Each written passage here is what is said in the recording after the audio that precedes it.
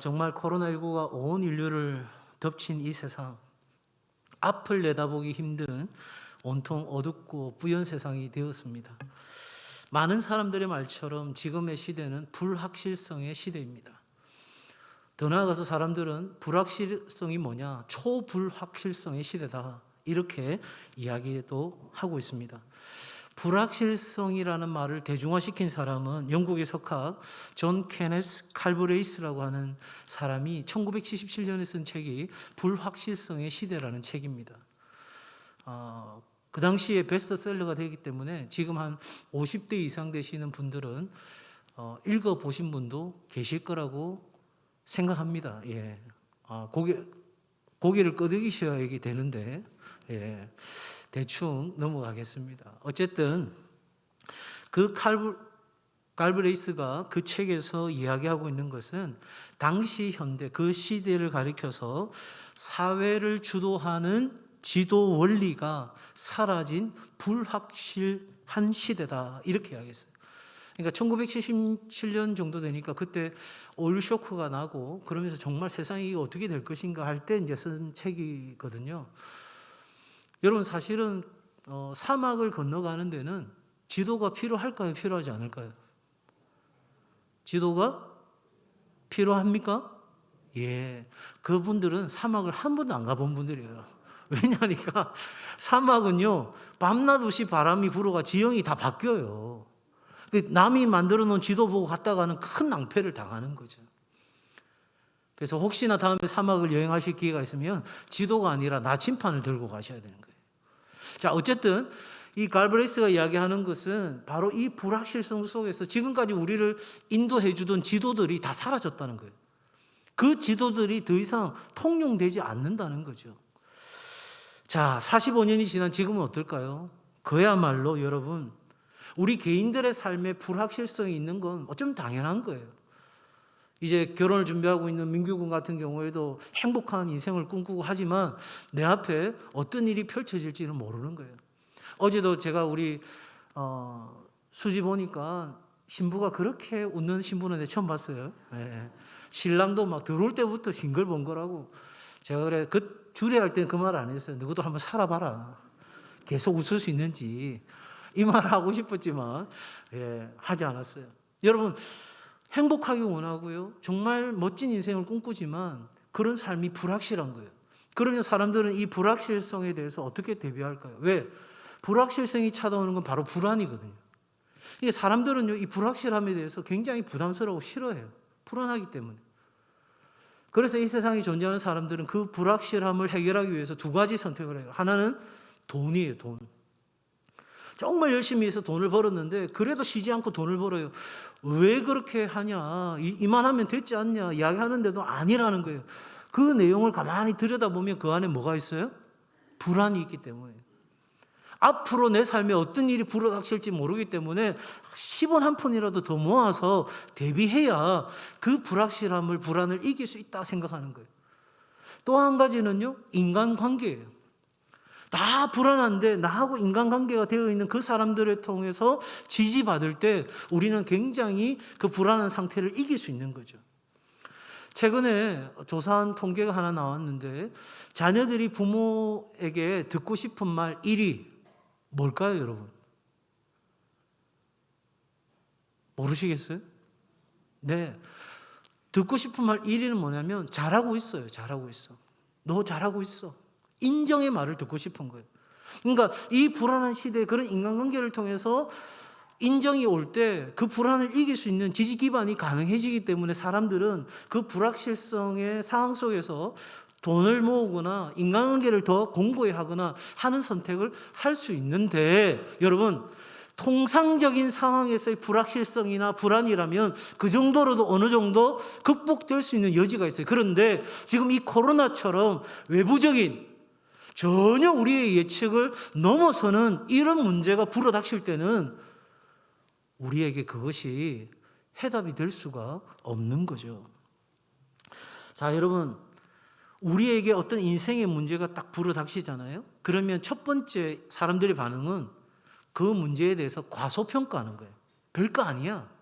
여러분, 코로나 처음에 왔을 때 별거 아니라 생각했어요. 그거 그냥 끝날 거다. 그냥 우리 메르스나 이런 것처럼 어느 정도 좀 그런 상황들이 거치긴 하겠지만 신속하게 끝날 거다 생각했는데 끝나지 않는 거예요. 가소평가했는데 문제가 더 커지네요. 그 다음에 두 번째 반응이 뭐냐면 과대평가는 과대평가.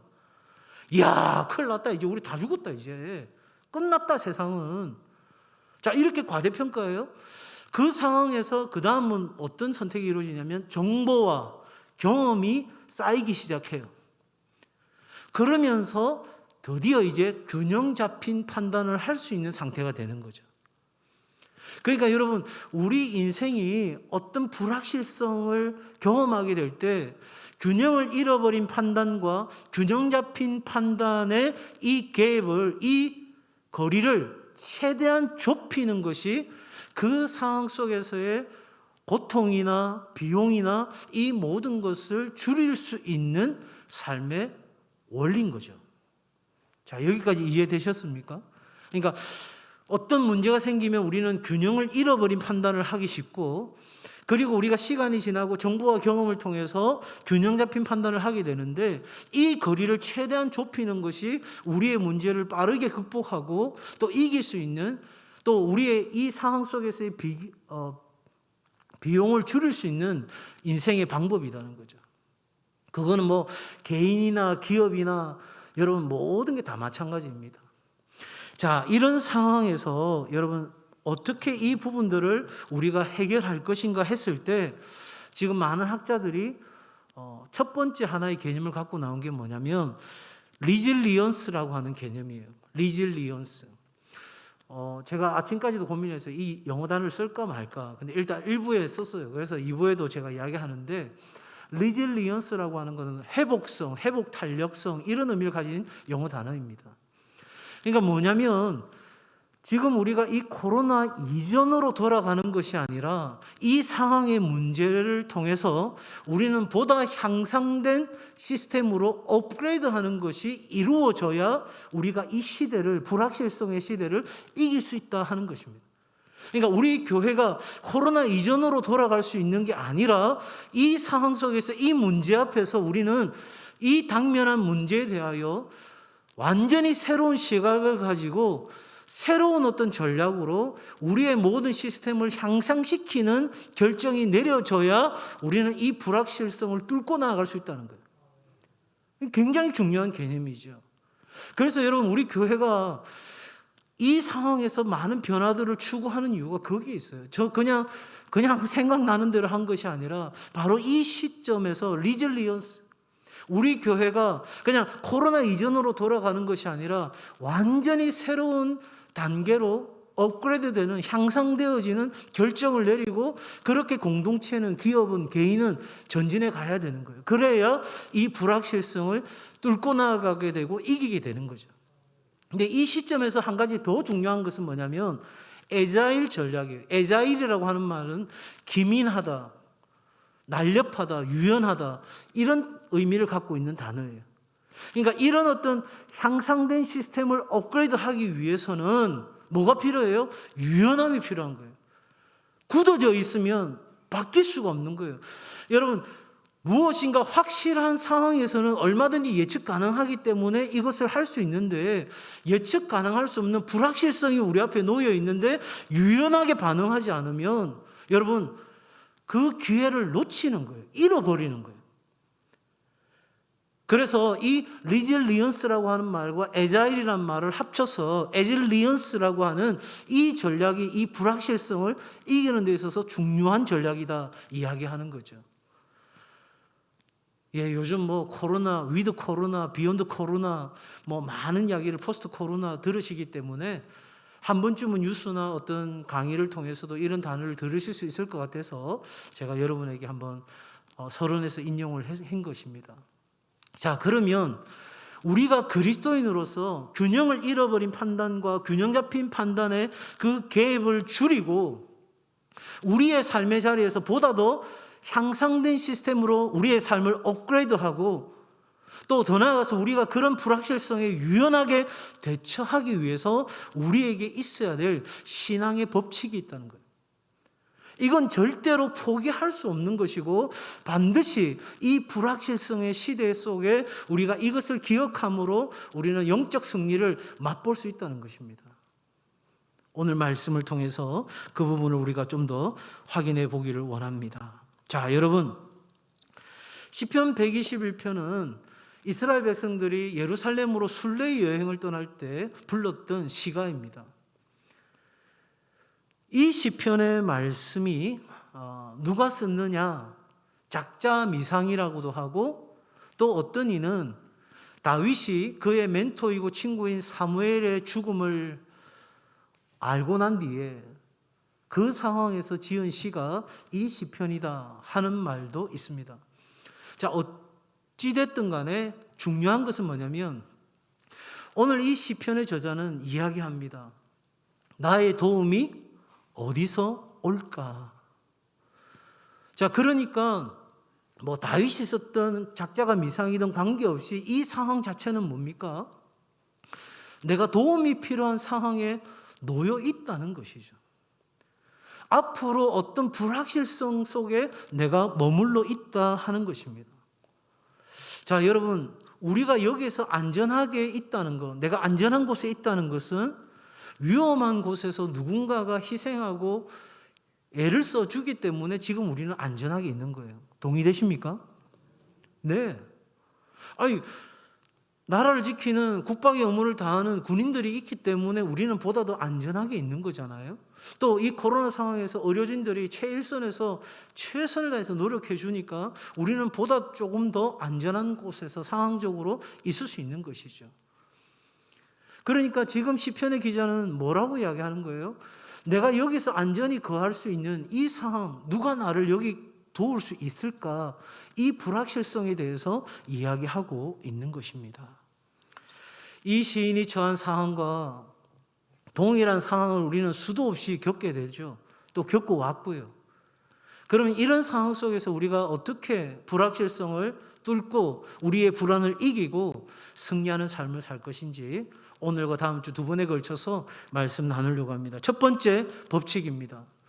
우리 화면에 한번 띄워주시고요. 같이 읽습니다. 보이는 산 너머를 시작. 자, 본문 1절에서 내가 산을 향하여 눈을 들리라 이렇게 이야기하고 있어요. 이 산이라고 하는 의미를 우리는 두 가지로 이해할 수 있는데 첫 번째는 이 원문으로 해석하자면 산이 아니라 산들입니다. 그러니까 이 지금 시편의 기자는 그 산을 바라보는데 그 산을 바라보는 것이 아니라 그 산 너머에 있는 예루살렘의 그 성소에 계시는 야훼 하나님 여호와를 바라보고 있다는 거예요. 그렇기 때문에 내 삶의 자리에서 지금 내가 오직 경외해야 될 한 분, 그 하나님, 영원하신 그분을 바라보면서 내 삶의 자리가 여기가 아니라 영원의 삶에 잇대어져 있다는 것을 이 기자는 노래하고 있는 것이죠. 그래서 이 세상 우주 만물이 움직이는 것처럼 내 삶을 이끌어 가시는 분이 있다는 것을 생각하고 그 영혼을 바라보면서 나의 도움이 어디서 올까 이야기를 하는 거예요. 그래서 이 시편의 기자는 오늘 이 본문을 통해서 강조하고 있는 한 문장이 뭡니까? 하나님이 지키신다. 한번 같이 할까요? 하나님이 지키신다. 바로 그 한 사실에 대해서 이야기해주고 있다는 것입니다. 그러니까 우리의 삶이 우리의 눈앞에 보여지는 어떤 것들이 아니라 그 현상 너머에 계시는 영원한 것에 우리의 시선이 가 있어야 되는 거죠. 자, 두 번째로 우리가 생각할 것은 이 산을 본다는 의미 속에서 어떤 것을 우리가 생각할 수 있느냐면, 자, 이스라엘 백성들은 광야를 지나면서 그들이 가졌던 땅 한 평 없었습니다. 그리고 수도라고는 있을 수도 없었습니다. 그런 상황에서 여부수 성읍에 이제 예루살렘을 수도로 정하게 되었습니다. 여러분, 이 예루살렘은 해발이 굉장히 높은 곳에 있습니다. 그리고 산들로 다 둘러싸여 있는, 한마디로 적들이 쳐들어오기는 굉장히 어려운 천의 요새였습니다. 광야를 지날 때는 누구만 있으면 됐죠? 광야 안 지나고 와서 모르시죠? 이스라엘이 40년 광야를 지날 때 누구만 있으면 돼요? 하나님만 있으면 됐잖아요. 하나님이 구름 기둥으로 불 기둥으로 인도해 주셨을 뿐만 아니라 그 시의 때에 맞게 먹을 것과 입을 것을 다 주셨잖아요. 그래서 나중에 뭐라고 말합니까? 그들의 신발이 헤어지지 아니하도록 돌보셨다는 거예요. 자, 그런데 이제는 정착하게 되어서 예루살렘의 수도를 쌓게 되면서 그 주변에 산들이 둘러싸지게 된 거죠. 편안해졌습니다. 좋아졌습니다. 상황들이 괜찮아졌습니다. 그런데 여러분, 어떤 일이 벌어졌습니까? 하나님이 아니라 그 산들을 의지하는 상태가 되어버렸다는 거예요. 우리가 높이 쌓아올린 이 성읍을 오히려 더 신뢰하는 데까지 이르게 되었다는 거죠. 우리의 상황으로 이야기하면 내가 열심히 벌어놓은 돈, 내가 잘 키운 내 자식, 그런 모든 산들이 누구를 대신하는, 하나님을 대신하는 것이 되어버린 것입니다.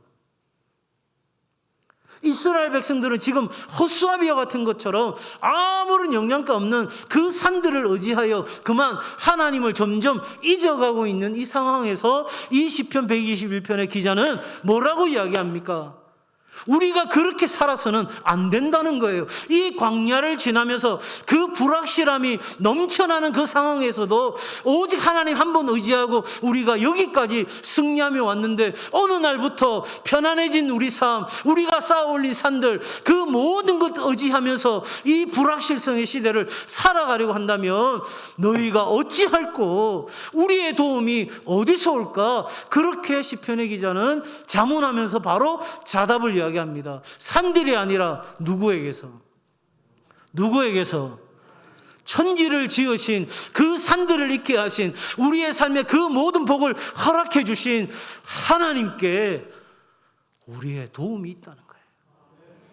그러니 여러분, 보이는 산 너머에 있는 이 영원한 삶에 우리의 삶이 잇대어져 있는 삶이 꼭 되시기를 주의 이름으로 축복합니다.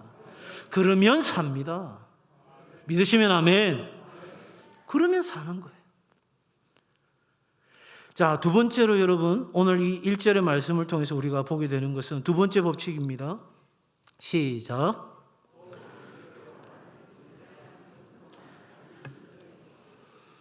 자, 나의 도움이 어디서 올까? 이 말은 무슨 말이에요? 내가 도움을 필요로 하는 존재라는 거예요. 여러분, 세상에서는 어떤 사람이 성숙하고 잘 사는 사람이라고 평가합니까? 독립적인 사람. 나 혼자 뭐든지 다 해낼 수 있는 사람.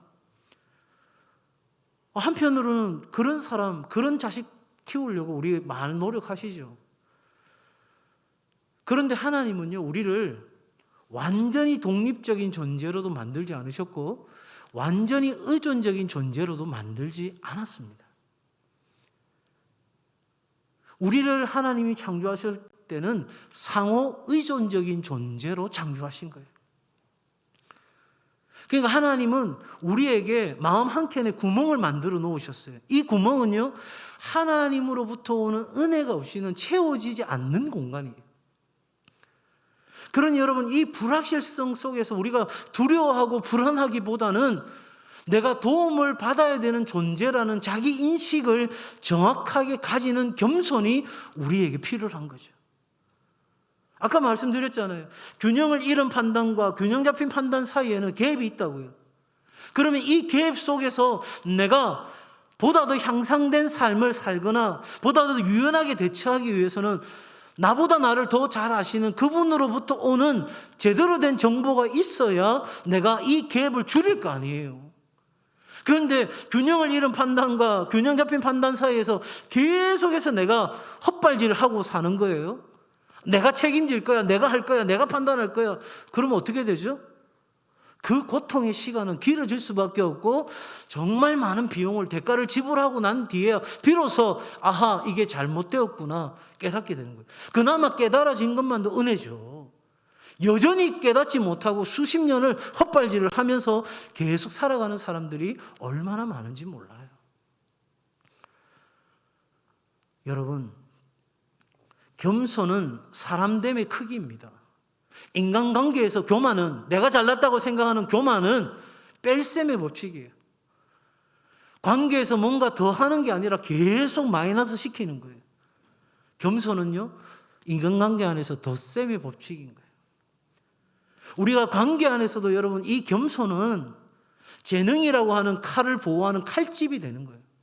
근데 겸손을 잃는 순간 이 재능은 바닥을 드러내게 되는 거죠. 사랑하는 여러분, 우리는 이 불확실성 앞에서 두려워하고 염려하기보다는 내가 전적인 하나님의 도움을 필요로 하는 존재라고 하는 겸손한 자기인식을 할 수 있는 은혜가 여러분 있기를 주의 이름으로 축복합니다. 그럴 때 주께서 내 길을 지도하시리라. 하나님이 우리 뒤에서 여기가 정로라, 여기가 바른 길이라, 여기가 너가 가야 할 길이라고 말씀하시겠다고 약속하셨잖아요. 들으려고 하지 않는데, 길을 막고 있는데, 여전히 내 안에 내 자아가 꽉 차서 내가 나를 책임지려고 하는 그런 세상의 목소리에만 귀를 기울이고 있는데 어떻게 하나님의 음성이 들리겠어요? 여러분, 하나님의 도우심을 받는 사람은 그 도움을 받았기에 다른 사람을 도울 수 있는 삶을 사는 거예요. 기꺼이 내 삶에 손을 내밀어서 그들의 손을 잡아주는 그 사람이 바로 겸손한 사람인 거죠. 이 불확실성의 시대, 도움이 필요한 존재라는 자기 인식 가지고 나아가는 삶이 꼭 되시기를 바랍니다. 세 번째입니다. 세 번째 법칙 우리 같이 읽습니다. 시작.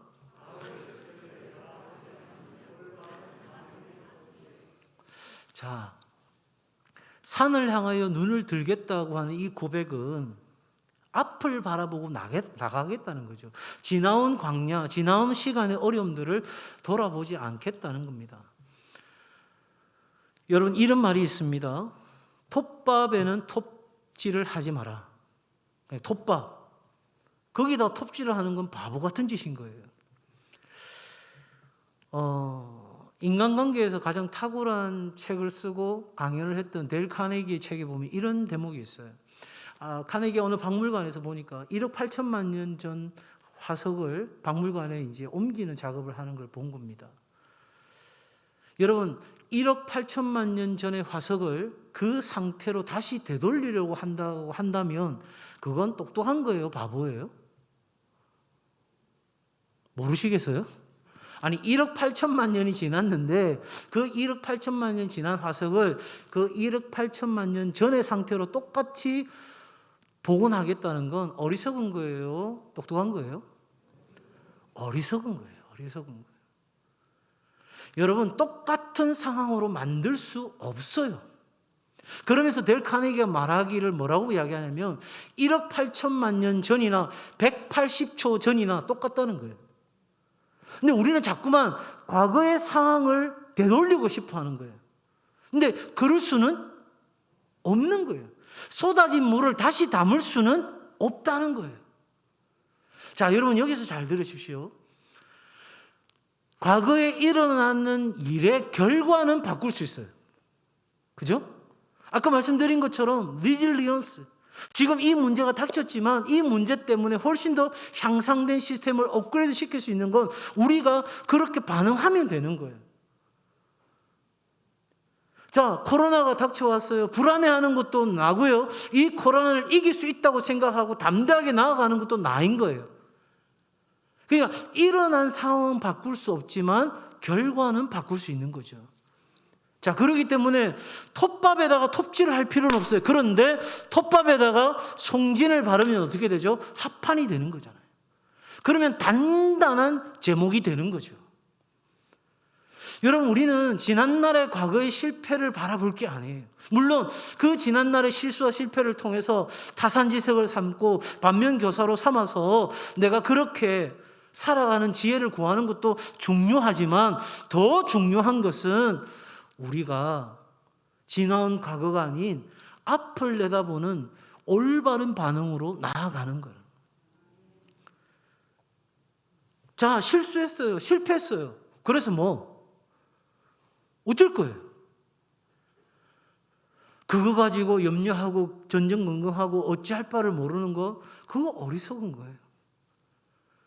그런 일이 일어났지만 얼마든지 우리는 다른 차원의 삶을 살아갈 수 있는 지혜가 우리 가운데 있는 거죠. 발명가 토마스 에디슨이 67세 되던 어느 겨울날 그의 실험실에 불이 났습니다. 실험실에 있던 모든 기구, 자료들 한꺼번에 잿더미가 되었어요. 만약에 제가 제 목양실에 불이 났다, 상상하기도 싫지만 불이 났다, 그럼 저는 아마 졸도할지도 몰라요. 내가 지금까지 수십 년간 모아왔던 모든 자료들과 이런 것들이 하루아침에 다 날아갔으니까 이거 나 어떻게 해야 되나 정말 망연자실할 것 같아요. 여러분은 어떠세요? 그런데 에디슨은요, 참 이게 훌륭한 사람은 남다른 것 같아요. 불났잖아요 지금. 그런데요, 아내하고 자녀하고 동네 사람 다 모아가지고 불구경한 거예요. 와보라고, 내 실험실에 지금 불났다고. 그러니까 아들이 물은 거예요. 아빠, 실망되지 않아요? 어차피 끌 수 없는 불인데 실험실을 잃었다고 웃음마저 잃었어야 되겠느냐. 멋지지 않아요, 여러분? 여러분, 내 삶에 많은 것들을 잃었어요. 실패했어요. 넘어졌어요. 그래서 뭐? 하나님마저 잃어버린다면 여러분, 그것만큼 불쌍한 인생이 어디 있겠어요? 어떤 상황 가운데서도 웃음을 잃어버리지 않기를 원했던 그 사람의 고백을 넘어서서 어떤 상황이 닥쳐와도 내가 과거의 실패를 돌아보는 것이 아니라 내 앞으로 나아갈 삶을 바라보면서 올바르게 반응하고 나아가는 삶을 선택하는 것, 여러분, 이것이 오늘을 살아가는 우리 그리스도인의 삶의 태도인 줄로 믿습니다. 사랑하는 여러분, 이미 벌어진 일에 너무 현재의 눈물을 지나치게 낭비하지 마십시오. 어쩌나 일어났어요, 여러분. 더 열릴 수 없어요. 이제는 내가 올바른 반응을 하기로 결정하는 일만 남은 거예요. 나는 선수 시절에 9,000번 이상의 슛을 놓쳤다. 거의 300번의 경기에서 졌다. 경기를 승리로 이끌라는 특별 임무를 부여받고도 실패한 적이 26번 있었다. 그리고 나의 인생에서 거듭 실패를 계속해왔다. 이것이 정확히 내가 성공한 이유다. 누가 이야기를 했냐면 농구의 황제로 불리는 마이클 조던이 한 이야기예요. 그의 실패가 그를 발목 잡은 게 아니라 오히려 그의 실패가 지금의 성공을 하게 한 요인이 되었다고 이야기하는 거죠. 자, 여러분, 영혼에 잇대어져 있는 영혼을 추구하는 삶, 도움을 필요로 하는 존재로 겸손한 자기인식을 가진 사람, 그리고 과거의 실패를 돌아보지 아니하고 하나님 앞에 올바른 반응으로 나아가는 사람의 공통된 한 가지 특징은 뭐냐면 기도하는 사람인 거예요. 영혼을 바라보기 때문에 엎드리는 겁니다. 겸손한 존재이기에 하나님이 도우심이 필요하기에 엎드립니다. 그리고 내 지난 날을 돌아보지 아니하고 앞으로 나아갈 날들을 기대하기에 하나님 앞에 기도와 간구로 나아가는 것입니다. 미국의 디트로이트라고 하는 도시가 있는데 그곳에 가면 자동차 생산하는 업체들이 굉장히 많아요. 그러니까 예로부터 디트로이트는 자동차 도시로 유명하죠. 한 겨울날 자동차 정비사가 운전을 하고 직장으로 출근하는데 차가 그만 고장이 난 거예요. 자기가 정비사니까 얼마나 탁월하겠어요. 그래서 다 조치를 하려고 열어보고 아무리 만져도 이게 안 되는 거예요.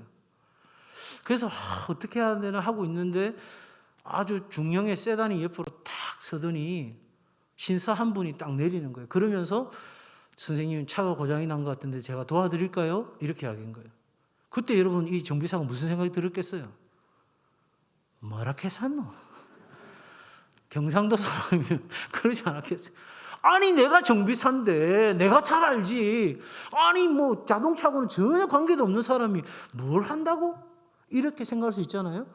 그런데 그냥 반신반의하면서 보시라고 했더니 이 신사분이 탁탁탁 만지더니 갑자기 이제 스타트를 해보라는 거예요. 시동을 걸어보라는 거예요. 참, 내가 그래 만져도 안 됐는데 자기가 만진다고 되겠어라고 하면서도 시동을 딱 걸었는데 어떻게 됐을까요? 안 걸렸으면 제가 말하겠습니까? 딱 걸린 거예요. 그러니까 정비사가 깜짝 놀란 거예요.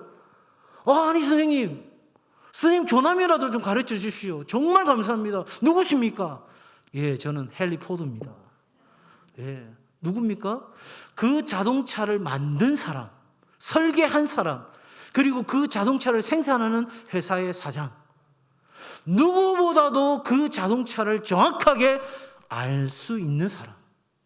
여러분, 이 불확실성의 시대, 불안하고 두려우시죠? 그러나 괜찮습니다. 나를 만드신 분이 계십니다. 나보다도 나를 더 잘 아시는 분이 계십니다. 지금 내가 도움을 요청하면 나를 도와주시는 것을 너무너무 기뻐하시는 하나님이 내 곁에 함께 하십니다. 그러니 여러분, 이 불확실성의 시대에 이 믿음 가지고 전진해 나아감으로 하나님의 역사를 경험하는 은혜가 있기를 바랍니다. 코로나가 우리의 삶에 불어닥쳐서 정말 불안했고 염려되었지만 바로 그때 하나님은 나를 만나주셨고 내 삶 가운데 역사하셨고 내 자녀들의 인생 가운데 잊지 못할 일들을 펼쳐주셨다고 하는 진짜 살아있는 간증이 우리 가운데 넘쳐나기를 주의 이름으로 축복합니다. 얼마든지 하나님은 그 일을 행하실 수 있는 분이십니다. 나의 도움이 어디서 올까? 천지를 지으신 여호와에게서로다. 이 믿음 가지고 기도와 간구로 한 주간을 뜨겁게 살아가는 우리 동성애 가족들 다 되시기를 주의 이름으로 축복합니다.